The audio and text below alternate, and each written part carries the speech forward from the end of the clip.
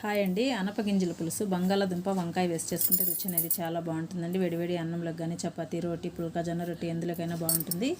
1 KG అనపకాయలు తీసుకొని శుభ్రంగా ఒలిచి పక్కన పెట్టుకోవాలండి. గింజలు అయితే చాలా తాజాగా ఉన్నాయండి, చూసారు కదా. 3 వంకాయలు, 2 బంగాళదుంపలు తీసుకున్నానండి. ఇవి శుభ్రంగా కడిగి కట్ చేసుకోవాలి. బంగాళదుంపలు, అనపగింజలు కొద్దిగా నీళ్లు వేసి 1 విజిల్ వచ్చే వరకు ఉడికించుకోవాలి. టమాటా, ఉల్లిపాయ పేస్ట్ చేసుకోవాలని పేస్ట్ చేసి పక్కన పెట్టేసి వంకాయలు కూడా పెద్ద సైజు ముక్కలుగా కట్ చేసుకోవాలండి. స్టవ్ వెలిగించి కడాయి పెట్టుకొని 2 టేబుల్ స్పూన్లు ఆయిల్ వేసుకొని ఆయిల్ వేడెక్కిన తర్వాత జీలకర్ర, కరివేపాకు వేసుకొని చిటపట్లాడిన తర్వాత వంకాయ ముక్కలు వేసుకొని ఒకసారి కలిపేసి వేగిన తర్వాత ఉప్పు, కారం, పసుపు, ధనియాల పొడి వేసుకొని మొత్తం ఒకసారి కలిపేసుకొని ముందుగా మనం గ్రైండ్ చేసి పెట్టుకున్న పేస్ట్ కూడా వేసేసి ఒకసారి కలిపేసి మిక్సీ జార్ కూడా కడిగి కొద్దిగా నీళ్లు వేసి సన్న సెగపైన ఆయిల్ సపరేట్ అయ్యే వరకు ఉడికించుకోవాలండి. ఇది ఉడికేలోపు మనకి బంగాళదుంప, అనపగింజలు కూడా చక్కగా ఉడికిపోయాయండి. ఇప్పుడు ఇందులో ఇవి వేసేసుకొని మొత్తం ఒకసారి కలిపేసి సన్న సెగపైన ఆయిల్ సపరేట్ అయ్యే వరకు ఉడికించుకుంటే కమ్మటి బంగాళదుంప, వంకాయ, అనపగింజల కర్రీ రెడీ అండి. వీడియో నచ్చినట్లయితే ప్లీజ్ లైక్ అండ్ సబ్స్క్రైబ్.